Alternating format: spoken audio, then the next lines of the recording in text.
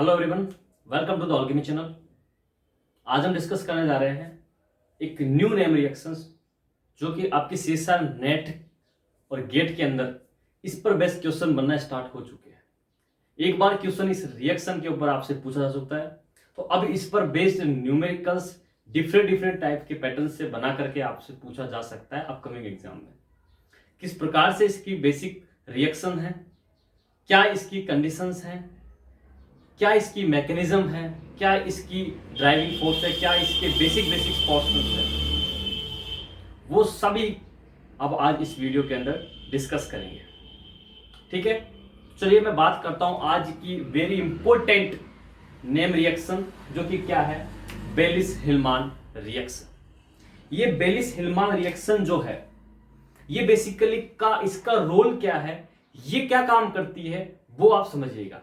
इसके अंदर एक्चुअल में होता क्या है कि कार्बन कार्बन बॉन्ड का फॉर्मेशन होता है। क्या होता है? कार्बन कार्बन बॉन्ड का फॉर्मेशन। नॉर्मल थिंकिंग में कार्बन कार्बन का बॉन्ड फॉर्मेशन करना बहुत टिपिकल होता है, लेकिन इस नेम रिएक्शन के अंदर हम कार्बन कार्बन बॉन्ड का फॉर्मेशन इजीली कर सकते हैं। क्या इसकी बेसिक कैरेक्टरिस्टिक प्रॉपर्टीज है, पहले मैं वो डिस्कस करता हूं आप लोगों के साथ। फिर इसकी जनरल रिएक्शन और उसके अंदर यूज होने वाले कैटलिस्ट क्या है, क्या इसके ऊपर सॉल्वेंट का यूज है, क्या इसके अंदर हम टेम्परेचर वेरिएशन देखेंगे, और उसके बाद इसकी मैकेनिज्म समझते हुए इस रिएक्शन को हम बाइंड अप करेंगे। ठीक है, सबसे मैं बात कर रहा हूं मैं इसकी प्रॉपर्टीज की। तो सबसे इंपॉर्टेंट प्रॉपर्टी क्या है वो मैं आपको एक बार वर्बली बोल के बताता हूं, फिर मैं आपको समझाता हूं। सबसे पहला बात तो यह है कि ये यूज किस में होता है, कार्बन कार्बन बॉन्ड फॉर्मेशन के अंदर। ठीक है, तो मैं यहां पर लिख देता हूं फर्स्ट क्या है इसका, used in carbon carbon bond formation. Used in carbon carbon bond formation. Clear है यहां तक? सेकंड ये है कि इसके प्रोडक्ट के अंदर आपको मल्टी फंक्शनल ग्रुप मिलेगा। क्या मिलेगा? Multi functional group. It means different type के फंक्शनल ग्रुप्स आपको इसके प्रोडक्ट फॉर्मेशन के बाद मिलेगा। तो हम क्या कह सकते हैं कि product formation by multi functional group. तो क्या कहूंगा, प्रोडक्ट फॉर्मेशन एंड, या मैं लिखूं यहां पर बेसिकली कि product formation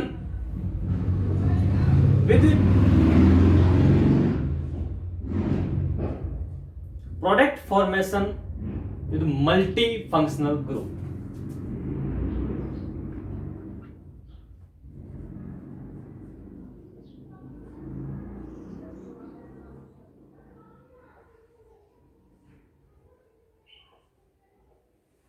product formation with multi functional group. Clear है यहां पर? सेकेंड थिंग आप लोगों को समझ में आ गया। थर्ड जो कि बहुत इंपॉर्टेंट है वो है atom economy. It is very important word, atom economy. क्या होता है एटम इकोनॉमी? एटम इकोनॉमी हम ग्रीन केमिस्ट्री के अंदर प्रिंसिपल के अंदर पढ़ते हैं। 12 जो प्रिंसिपल है ग्रीन केमिस्ट्री के, वहां हम ये एटम इकोनॉमी एक प्रिंसिपल के रूप में पढ़ते हैं। तो उसमें क्या होता है कि रिएक्शन के दौरान रिएक्टेंट और प्रोडक्ट के अंदर नंबर ऑफ एटम्स जो होंगे वो इक्वल होते हैं, वो आपके एटम इकोनॉमी कहलाएगी। तो इट मींस ये रिएक्शन किसकी कहलाएगी, आपकी एटम इकोनॉमी की। तो ये जो बेलिस-हिल्मान रिएक्शन है ये आपकी एटम इकोनॉमी रिएक्शन भी कहलाती है। क्यों? क्योंकि इसके रिएक्शन के रिएक्टेंट और प्रोडक्ट में नंबर ऑफ एटम्स कितना होता है, इक्वल होता है। ठीक है, तो इसको मैं क्या कहूंगा, atom economy reaction.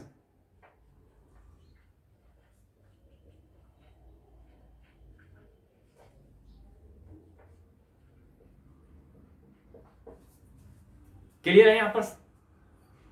Third point clear हो गया होगा। फोर्थ पॉइंट यह है कि ये जो रिएक्शन है इसके अंदर तीनों कैरेक्टरिस्टिक प्रॉपर्टी होती है। कौन कौन सी? ये रेडियो सेलेक्टिव भी होती है, ये स्टीरियो सेलेक्टिव भी होती है और ये साथ ही साथ कीमो सेलेक्टिव भी होती है। क्या है क्या नहीं आगे मैं इस रिएक्शन को समझाऊंगा, बट ये तीनों प्रॉपर्टीज के अंदर होती है। कौन कौन सी मैं बात कर रहा हूं, ये रेजियो सेलेक्टिव होती है,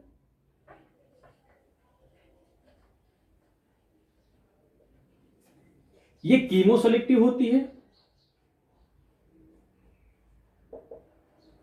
और ये आपकी स्टीरियो सेलेक्टिव होती है।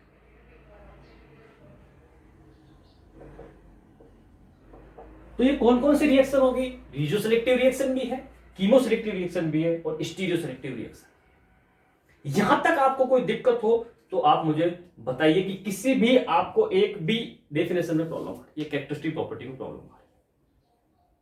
और लास्ट जो इसकी कंडीशन है वो आपको मैं डिस्कस करता हूं कि इसके लिए किसी भी ड्रास्टिक कंडीशन की नीड नहीं होती है इस रिएक्शन को करवाने के लिए।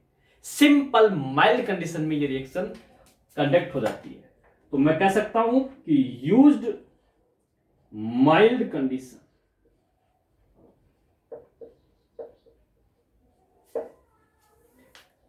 ये जो आपके सामने मैंने 5 पॉइंट रखे हैं, ये पांचों पॉइंट इस बेयरलिस हिल्मान रिएक्शन के लिए बहुत इंपॉर्टेंट है। ये सबसे पहले हमको पता होना चाहिए दिमाग के अंदर। अब इसके अंदर जो जनरल रिएक्शन है वो जनरल रिएक्शन में आपको समझाता हूं। उस जनरल रिएक्शन में एक एक रिएक्टेंट पार्ट को मैं आपको बताता हूं कि इसमें यहां क्या है यहां क्या है। देन उसके बाद में आपकी इसके अंदर की बेसिक मैकेनिज्म को समझाऊंगा कि डीप में इसकी मैकेनिज्म एक्चुअल में है क्या। हर क्वेश्चन मार्क चिन्ह को मैं समझाते हुए आपको चलूंगा। ठीक है, चलिए। तो ये आपको 5 मिनट समझ में आ गए होंगे।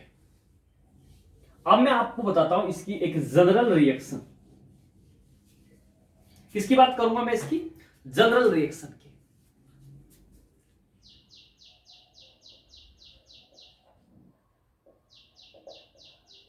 समझिएगा, जनरल रिएक्शन में आप लोगों के सामने लिखता हूं, उसको आप समझिएगा बेसिकली इसमें है क्या।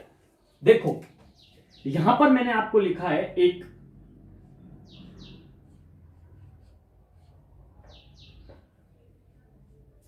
ये एक इलेक्ट्रोफाइल है।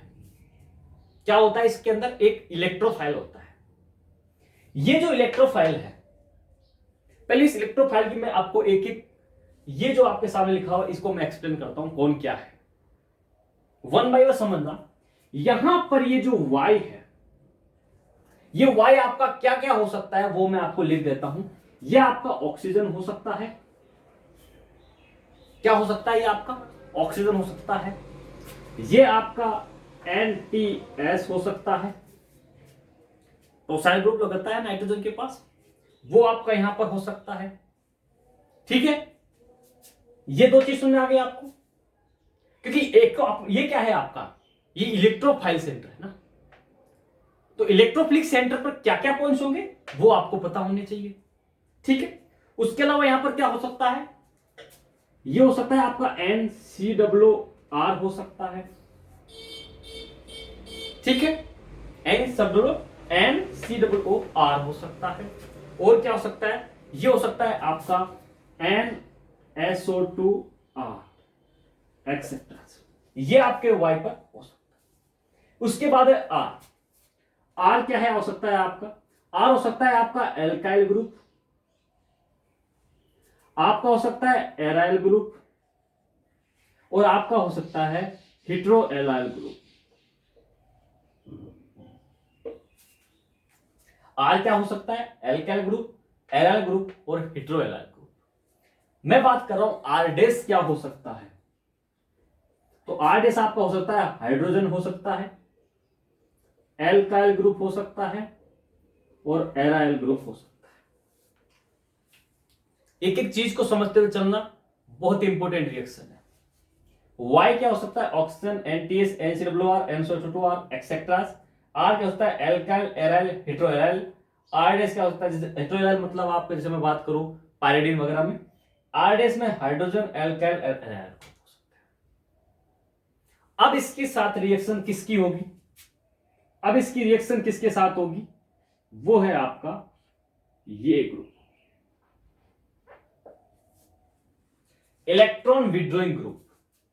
ये जो आपकी एल्कीन है, ये तो क्या है आपका इलेक्ट्रोफाइल।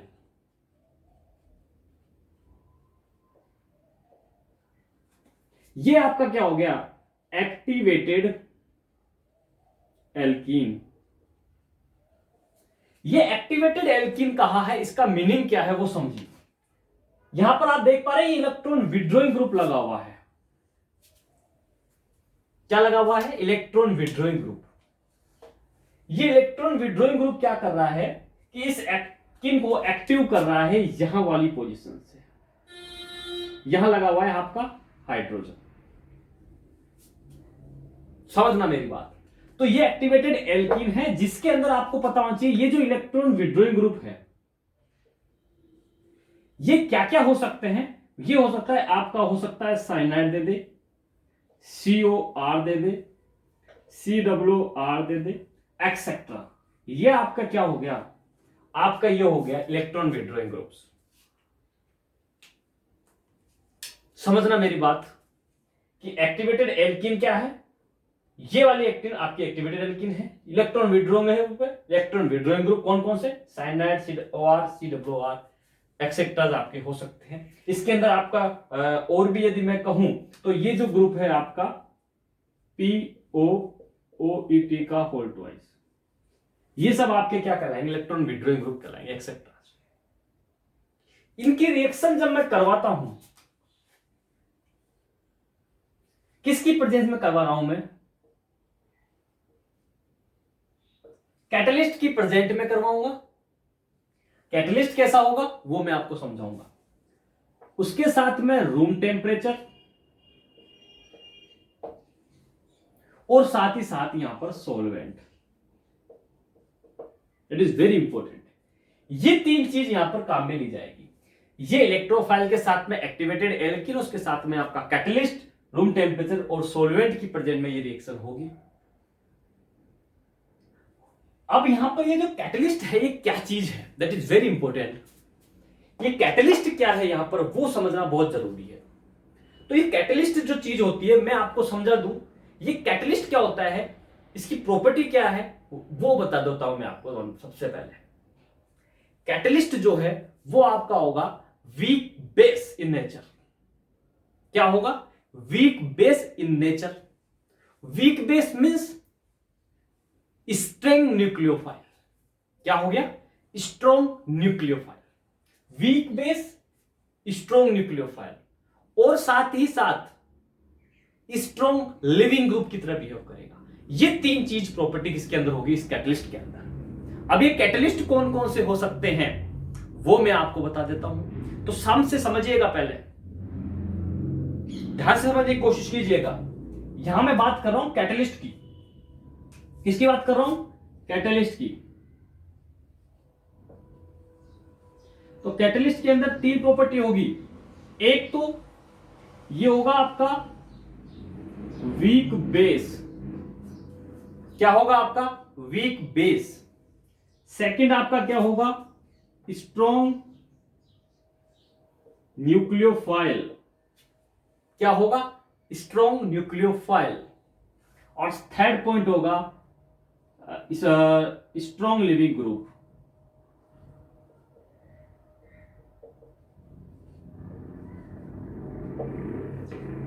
ठीक है, या बेस्ट लिविंग ग्रुप कह सकता हूं। ये तीन प्रॉपर्टी किसके अंदर होगी, इस कैटलिस्ट के अंदर। अब ये कैटलिस्ट कौन कौन से हो सकते हैं वो मैं आपको बता देता हूं। तो सबसे पहले कैटलिस्ट में आपको बताता हूं, इसके अंदर होंगे फॉस्फीन के और 3 डिग्री एमीन। कौन कौन से एग्जाम्पल बता रहा हूं मैं कैटलिस्ट के, होंगे फॉस्फीन, या फिर मैं कह दूं 3 डिग्री एमीन। ये आपके क्या कहलाएंगे, ये आपके होंगे कैटलिस्ट। कैटलिस्ट क्या काम करेगा वो आपको पता है, बट कैटलिस्ट कौन कौन सकते हैं, ये आपके फॉस्फीन के और एमीन्स के आपके कैटलिस्ट होंगे। कुछ मैं आपको डायरेक्ट बताता हूं, जैसे मैंने आपको सामने लिखा, एक में लिख देता हूं, जैसे आपको ये पता होगा कि आप जानते भी होंगे ये जो कैटलिस्ट है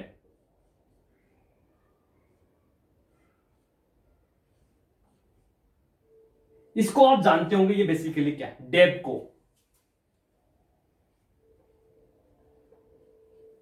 ये क्या है, डेबको। इसी प्रकार से एक मैं आपके सामने बताता हूं,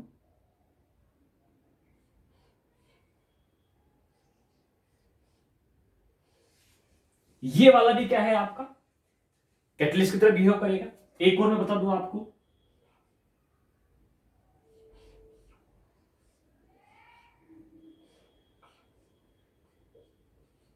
ये भी आपके क्या है, कैटलिस्ट की तरह बिहेव करेगा। तो ये जितने भी मैंने आपके सामने लिखे हैं ये क्या कहलाएंगे, एज ए कैटलिस्ट काम करेगा। समझ में आ रही है मेरी बात, ध्यान से समझ लीजिएगा, ध्यान से इसको नोट डाउन कर लीजिएगा। बहुत ही इंपॉर्टेंट फैक्टर है, सारी प्रॉपर्टीज में आपको वन बाय वन एक्सप्लेन करते हुए चल रहा हूं। तो ये मैंने इलेक्ट्रोफाइल लिया, उसका एक्टिवेटेड एल्कीन के साथ रिएक्शन करवाएंगे कैटलिस्ट की प्रेजेंस में रूम टेम्परेचर पर in the presence of solvent.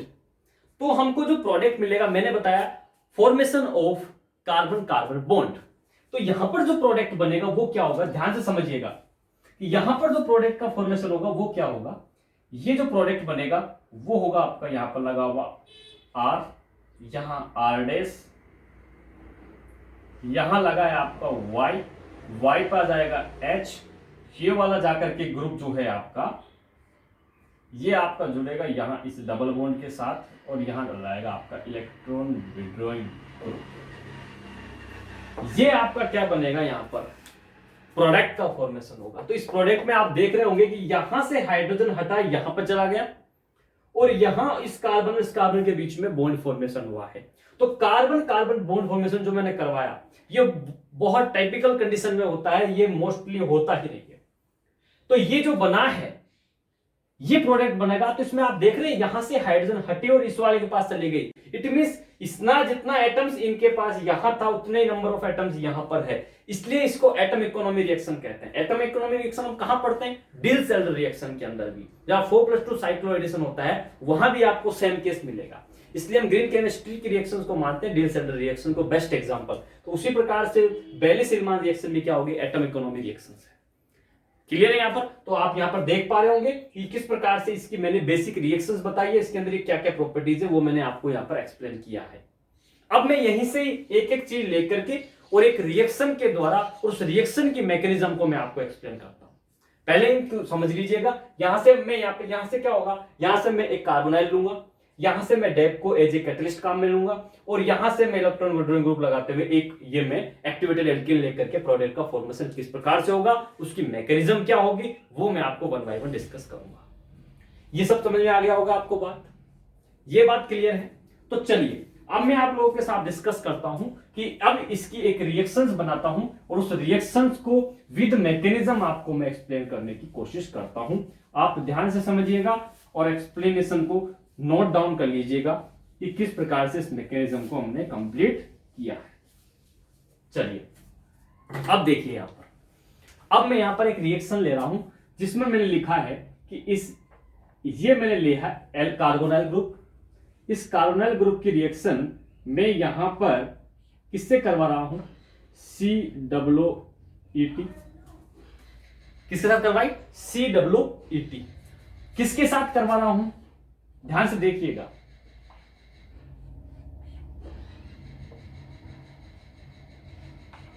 डेपको के साथ करवा रहा हूं। ठीक है, किस पर करवा रहा हूं, रूम टेम्परेचर पर।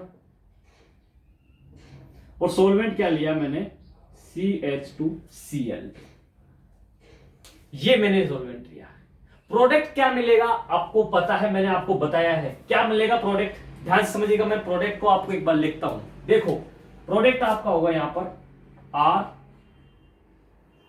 C, यहां O,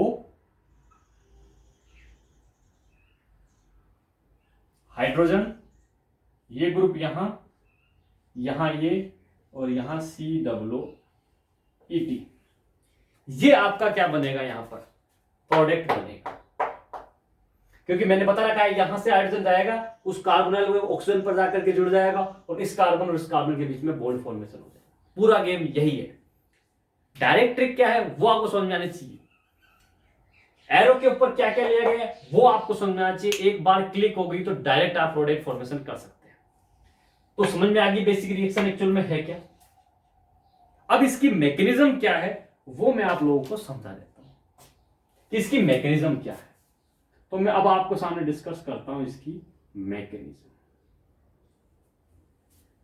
मैकेनिज्म को समझने का प्रयास। सबसे पहले मैंने लिया यहां पर एक्टिवेटेड एल्कीन।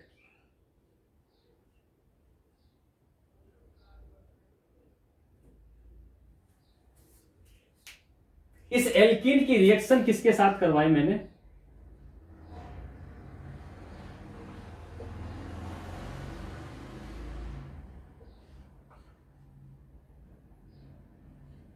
ये आपका क्या है? डेप्को। अब मैंने आपको डेप्को की 3 बेसिक प्रॉपर्टी बताई है कि ये आपका क्या है? वीक बेस है, स्ट्रॉन्ग न्यूक्लियोफाइल है और आपका बेस्ट लिविंग ग्रुप भी है। तो देखिए यहां पर ये जो नाइट्रोजन पर उपस्थित लोन पेयर है, ये नाइट्रोजन का जो लोन पेयर है ये आपका माइकल एडिशन देगा और माइकल एडिशन देगा यहां जाके अटैक करेगा, यहां से ये यहां शिफ्ट होगा और यहां से ये इधर शिफ्ट होगा। तो ये जो मैंने आपको बताया है, तो इस दौरान जो आपका नेक्स्ट स्पीसीज बनेगा वो क्या होगा? ध्यान से समझिएगा यहां पर।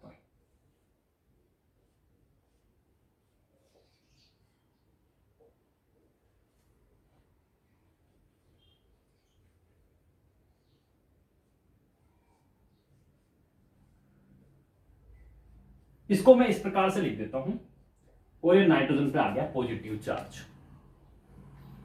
यहां तक कोई दिक्कत हो तो आप मुझे समझाइए कि यही बनेगा ना? ये आपको समझ में आना चाहिए,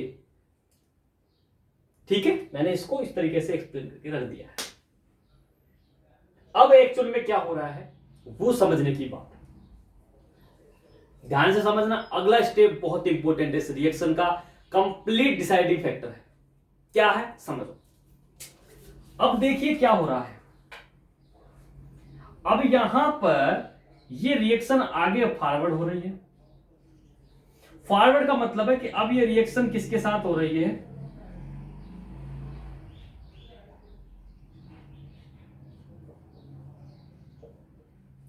ये कार्बोनाइल ग्रुप जो मैंने यहां लिया है, इस कार्बोनाइल ग्रुप के साथ इसकी रिएक्शन होगी। रिएक्शन कैसे होगी वो समझो आप। देखो ये जो यहां पर नेगेटिव चार्ज ऑक्सीजन है ये अंदर की तरफ शिफ्ट होगा, ये वाला यहां शिफ्ट होगा और ये वाला यहां से अटैक करेगा इस वाले कार्बोनाइल कार्बन पर और ये वाला बॉन्ड इस ऑक्सीजन की तरफ शिफ्ट होगा। एक एक इलेक्ट्रॉन के मूवमेंट को आप यहां पर देखिए ध्यान से। ये ऑक्सीजन पर नेगेटिव चार्ज अंदर की तरफ आएगा, ये डबल बॉन्ड वाला इलेक्ट्रॉन यहां शिफ्ट होगा, इस कार्बन पर नेगेटिव चार्ज इस वाले कार्बोनाइल कार्बन पर अटैक करेगा इलेक्ट्रोफिलिक और सिंपल यहां पर ये ऑक्सीजन पर नेगेटिव चार्ज आएगा। ये जो स्टेप है ये स्टेप स्लो स्टेप है और जो रिएक्शन का स्लो स्टेप होता है वो स्टेप आपका बेसिकली क्या होता है? आपका RDS, रेट डिटरमाइनिंग स्टेप। तो यहां आपको लोगों के सामने मैं लिख देता हूं कि ये आपका कौन सा स्टेप है? स्लो स्टेप, जिसको मैं आपको कहूंगा RDS। क्या यहां तक कोई दिक्कत, कोई समस्या, कोई परेशानी आप बताइएगा। अब यहां पर जैसे ही मैंने ये करवाया, ठीक है, तो अगला जो प्रोडक्ट बनेगा वो क्या होगा वो ध्यान से देखिए। अब एक चीज वो समझिए आप, ये जो स्पीसीज है दैट इज वेरी इंपॉर्टेंट। ये स्पीसीज देखिए, एक ही स्पीसीज के अंदर पॉजिटिव और नेगेटिव चार्ज आ रहा है। क्या आ रहा है? पॉजिटिव और नेगेटिव चार्ज आ रहा है। और यहां आपको ये जो ग्रुप देखने को मिल रहा है ये है इनोलेट। तो ये इनोलेट है, यहां पर पॉजिटिव चार्ज और नेगेटिव चार्ज आ रहा है, इसलिए इसे एक नया नाम दिया जाता है, वो है ज्वीटर आयन इनोलेट। क्या कहा जाता है इसको? Zwitter ion enolate. बहुत ही इंपॉर्टेंट है, ध्यान से समझिएगा। ये जो पोर्शन बना यहां इस रिएक्शन के दौरान, ये स्पीसीज वो है जिसके अंदर एक ही स्पीसीज में नेगेटिव और पॉजिटिव चार्ज प्रेजेंट है। ये कैसा होता है? तो एम्फोटेरिक वाले में या ज्वीटर वाले में, तो इसको ज्वीटर आयन इनोलेट भी कहते हैं। क्लियर है यहां तक? ये चीज समझ में आ रही है आपको? अब इसके रिएक्शन करवाए स्लो स्टेप पर, रेट डिटरमाइनिंग स्टेप है, तो इसके दौरान जो आपको नया जो आपको प्रोडक्ट मिल रहा है वो क्या होगा वो आप यहां पर समझिएगा। मैं आप लोगों के सामने ड्रॉ करके बताता हूं। देखो यहां पर ये R है ठीक है,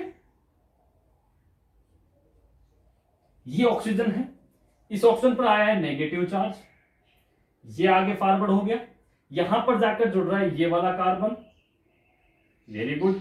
यहां पर आया है आपका ये ऑक्सीजन, यहां पर आया है आपका OET, क्या आ रहा है OET, यहां से आपका आ रहा है ये वाला कार्बन, और इस कार्बन पर जा रहा है आपका ये नाइट्रोजन पर लगा हुआ डेप्को ग्रुप, जिस पर आया हुआ है पॉजिटिव चार्ज। ये आपको नेक्स्ट स्पीसीज मिलेगी। क्या मिलेगी आपको? ये आपको नेक्स्ट स्पीसीज मिलेगी। ठीक है, अब देखो ये स्पीसीज आपको मिल गई है। अब यहां पर क्या होगा कि यहां पर लगी हुई ये जो हाइड्रोजन है, दिख रही होगी आपको ये हाइड्रोजन, ये हाइड्रोजन क्या करेगी, अटैक करेगी अंदर की तरफ और ऑक्सीजन पर आ जाएगा नेगेटिव चार्ज। ऑक्सीजन पर नेगेटिव आएगा तो आप ध्यान से देखिए नेक्स्ट स्पीसीज क्या मिल रही है आपको। यहां पर R ग्रुप, ऑक्सीजन, ये जो हाइड्रोजन यहां से निकल रही है ये ऑक्सीजन इस ऑक्सीजन के पास जाके जुड़ जाएगी और यहां आ जाएगा आपका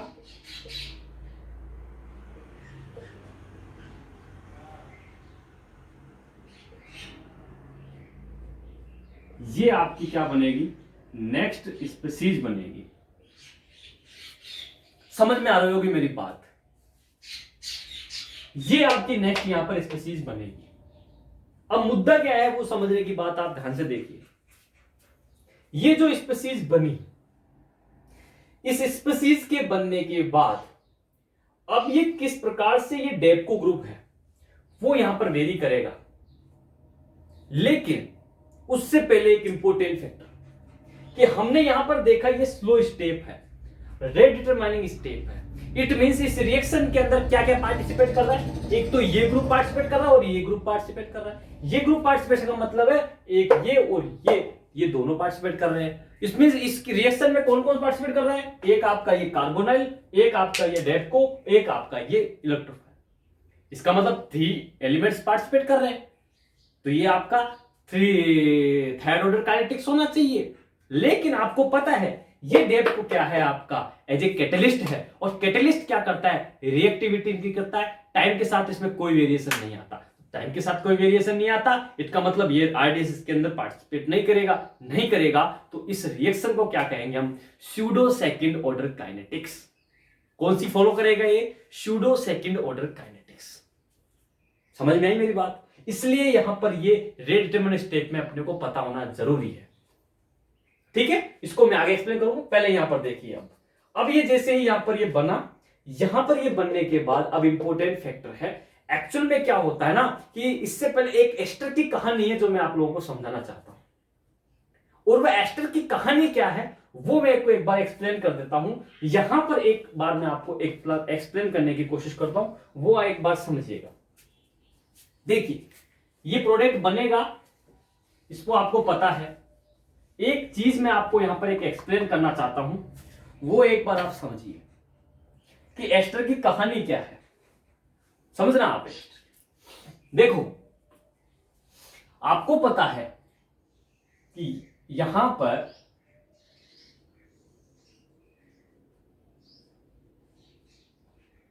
ये एक लिविंग ग्रुप लगा हुआ, ये समझ में आ रही है बात? आपको समझ में आ रही है मेरी बात? यहां पर क्या होता है, जब ये वाला पार्ट एलडीए के साथ रिएक्शन करता है, या मैं कह दूं बेस के साथ रिएक्शन करता है, तो बेस साथ रिएक्शन करेगा तो यहां से ये हाइड्रोजन निकलेगी बाहर, नेगेटिव चार्ज आएगा, वो यहां पर क्या बना देगा, ये वाली स्पीसीज बना देगा।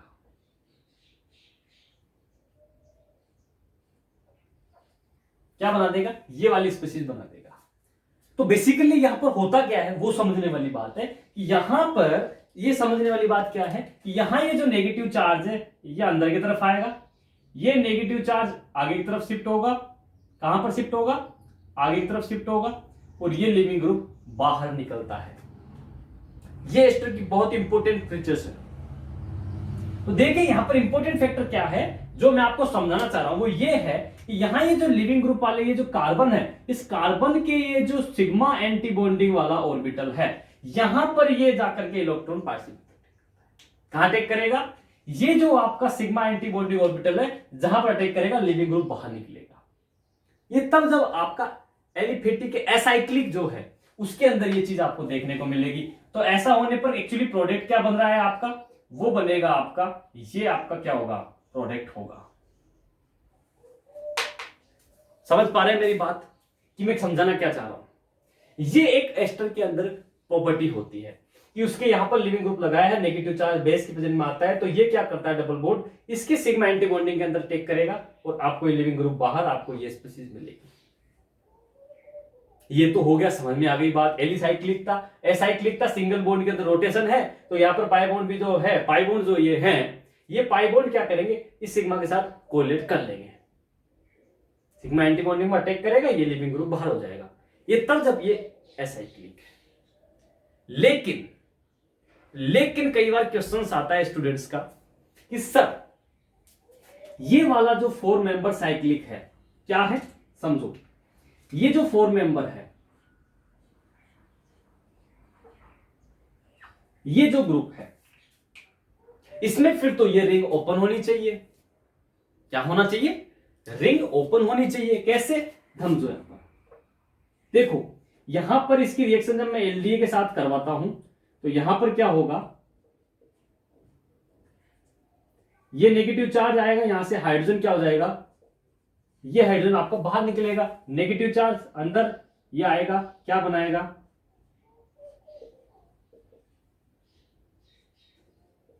बाहर, और ये बनाएगा तो ये अंदर, ये यहां पे और ये बाहर। तो आपको क्या मिलना चाहिए, यहां पर ये आपको मिलना चाहिए और यहां पर ओ नेगेटिव के साथ ये आपको क्या होना चाहिए, मिलना चाहिए। लेकिन ऐसा नहीं होता, लेकिन ऐसा नहीं होता। वाई, क्या आंसर है इसका, ऐसा क्यों नहीं हो रहा, तो ध्यान से समझिएगा हुआ क्या यहां पर, वो मैं आपको चीज समझाता हूं। यहां पर देखिए, यहां पर क्या हो रहा है कि ये जो पाई बॉन्ड है,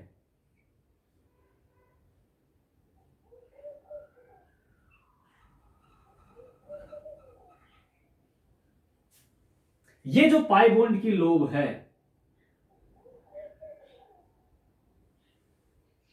और यहां पर ये सिग्मा बॉन्ड एंटी बॉन्डिंग वाला सिग्मा ऑर्बिटल है।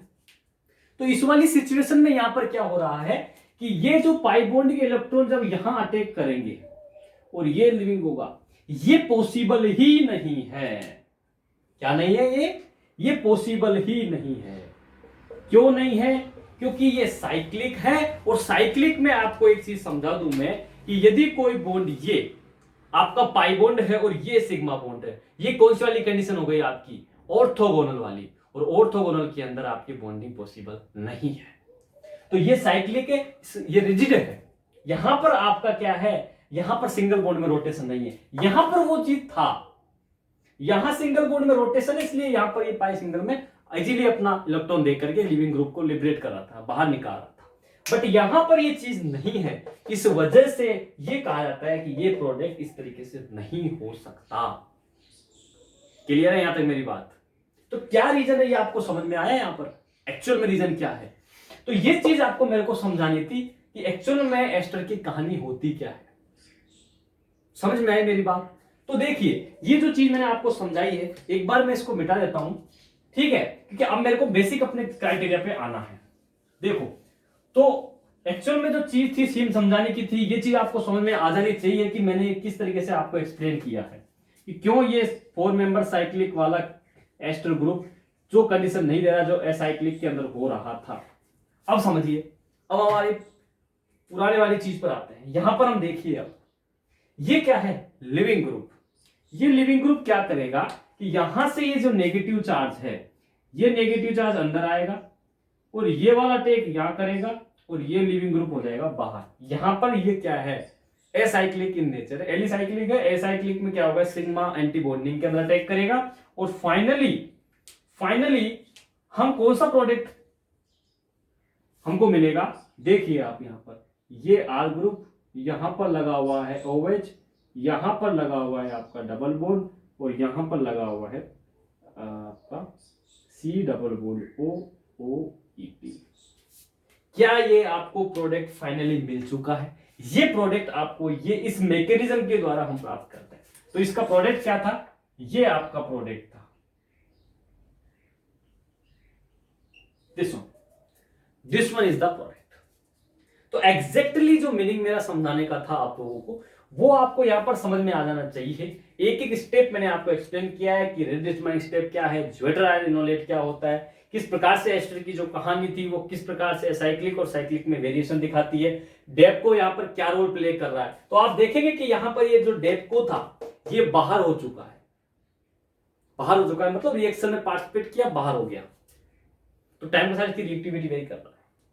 इट मींस ये जो रिएक्शन है ये कौन सी काइनेटिक्स को फॉलो करेगी, तो हम कहते हैं कि ये जो रिएक्शन है वो कौन सी रिएक्शन फॉलो करती है, तो हम लिखेंगे फॉलो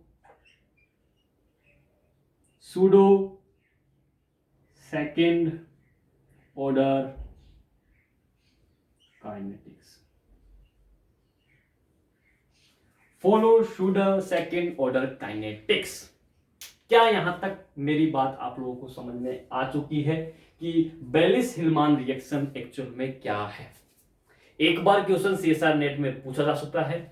अब इस इनोलेट पे बेस पर रिएक्शंस पर आपको सवाल पूछा जाएगा, इसलिए आपको बस एक बार इसका रिएक्शन का बेस क्लिक हो जाना चाहिए। यदि क्लिक हो गया तो आप इजी गोइंग अपना प्रोडक्ट उस रिएक्शन में निकाल देंगे। क्लियर है मेरी बात? तो ये आज हमने डिस्कस करी कौन सी रिएक्शन, आपकी बेलिस-हिल्मान रिएक्शन। इसमें क्या कैटलिस्ट होता है, कैटलिस्ट की क्या प्रॉपर्टीज होती है, इस रिएक्शंस की क्या प्रॉपर्टी होती है, एटम इकोनॉमी क्या होता है, ठीक है, ये रीजियो सिलेक्टिव कैसे है, स्टीरियो सिलेक्टिव कैसे है, कीमो सिलेक्टिव कैसे है, इसके अंदर ये रूम टेम्परेचर का क्या रोल है, यहाँ पर डेप्को बेस कैटलिस्ट कैसे काम कर रहा है, ये सारी चीज आपको यहाँ पर समझा दी है मैंने। ठीक है, किस प्रकार से कार्बन कार्बन बॉन्ड का फॉर्मेशन होता है, मल्टी फंक्शनल ग्रुप यहाँ पर यूज में ले जाते हैं, ये सब चीजें मैंने आप लोगों को यहाँ पर डिस्कस किया। तो ये बेसिक कहानी इस पूरी बेलिस-हिल्मान रिएक्शन की मैंने आपको समझाई है। रिएक्शन आपको ध्यान में रखनी है, जो कि आपकी अपकमिंग एग्जाम के लिए बहुत इंपॉर्टेंट है। ठीक है, वीडियो अच्छा लगा तो लाइक करें, शेयर करें और ज्यादा से ज्यादा आप लोग अपने फ्रेंड सर्किल में जरूर इसको कंप्लीट तरीके से शेयर करें, ताकि सभी स्टूडेंट्स को हेल्प हो सके, और चैनल को सब्सक्राइब करना ना भूलें। All the very best, good luck, thank you.